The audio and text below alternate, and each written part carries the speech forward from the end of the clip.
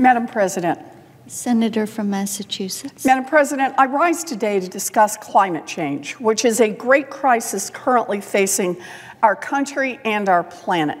Now, let me start with something that's sometimes controversial in this chamber, a statement: I believe in science. And here are three simple scientific facts. Climate change is real, it is caused by humans, and we are running out of time to fix our troubles.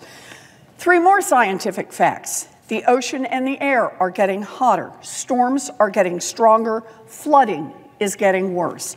These facts are widely accepted throughout the world, but the President and Senate Republicans refuse to acknowledge these basic truths. Together, they routinely dismiss the impacts of climate change and deny clear evidence that we must take action. They refuse even to say the words climate change. That's not leadership. But here's the thing about facts. Refusing to believe them doesn't mean that they will go away. While a small handful, a tiny minority of my colleagues across the aisle acknowledge that maybe climate change is real, they say actually doing anything about it would just be too expensive. The problem is too big to solve, and we should just give up now, close our eyes, and plug our ears again. But ignoring our problems has a much bigger price tag than the common sense solutions we should already be pursuing.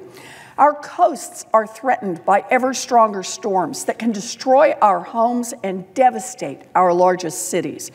Our food supplies and forests are threatened by an endless barrage of droughts and wildfires. Even our naval bases are under attack, not by enemy fleets, but by rising sea levels. To my Republican colleagues, I say that our biggest problems have to be our top priorities.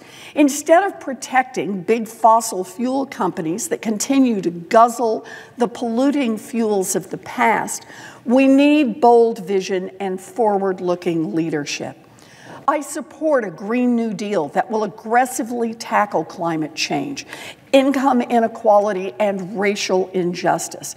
I thank my colleague and my friend and good partner, Senator Markey, for leading the fight on this issue. You know, this is not the first time America has faced a so-called impossible challenge.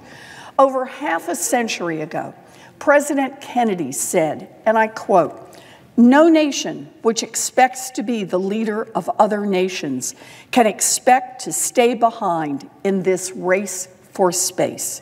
And he added, quote, "We mean to lead it." President Kennedy challenged our nation to lead the space race, and less than 7 years later, Neil Armstrong set foot on the moon. The impossible had become a reality, and America had led the way. It's time not only to challenge our country to tackle climate change head-on, but also to lead the world in doing so. If we do not lead, then others will. China and other countries will win the race to define the green economy of the future, and we will lose those jobs forever. I don't accept the Republicans' argument that boldly addressing climate change and having the world's strongest economy are somehow incompatible. The exact opposite is true. Tackling our climate challenges will provide us with the opportunity to grow our economy and to protect public health. We can propel the United States to become the world leader in green innovation in the 21st century. We can address climate change and strengthen our economy by making major upgrades to our crumbling infrastructure, by building more resiliency along our coasts and rivers, by constructing more renewable energy, and by promoting policies that will spur new, innovative research. These investments will protect our planet and will create good jobs with living wages, strong benefits, and safe working conditions. Madam President, it is time for new ideas, not old ideology. It is time for innovative research, not tired rhetoric. It is time for groundbreaking science, not political stunts. It is time to roll up our sleeves and get to work on climate solutions because this crisis is upon us and it is time to act.